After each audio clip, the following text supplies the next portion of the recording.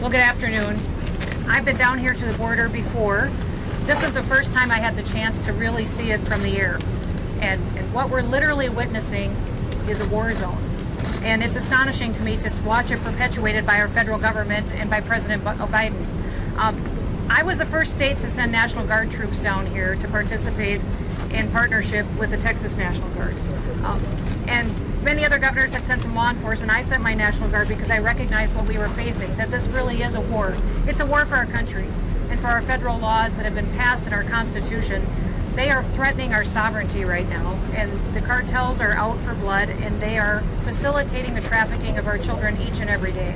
That's what I find so shocking about the way that Biden continuously violates federal law, is the lack of humanity in these policies. And I hope you talk about this in your press today, and I hope you play this and you print it. These policies are inhumane of what they're doing to people and to families.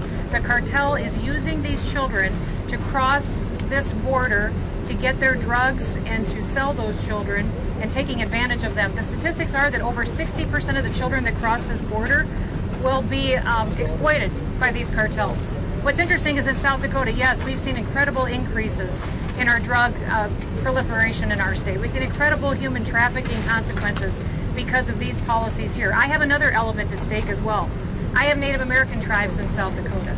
I have no jurisdiction on their reservations. Joe Biden is underfunding their tribal law at the same time. They are not coming out onto our tribal reservations and enforcing law and helping protect the communities there.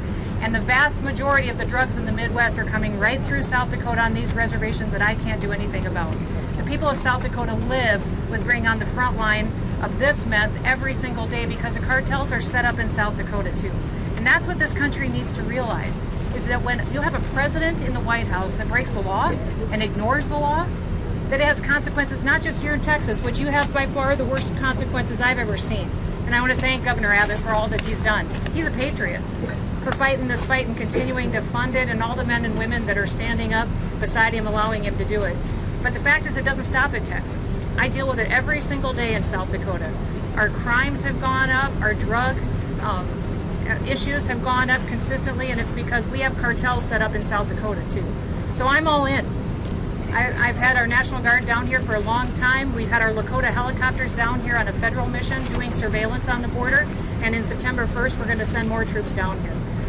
We absolutely have to show people that there's a different choice, and it literally is just enforcing the laws that we already have. You've heard our Border Patrol talk about this. You've heard our National Guard talk about this, our public safety. We don't need more laws. We just need the president to respect the laws that we already have. So thank you, Governor. Thank you, Governor. You're a rock star. Thank you.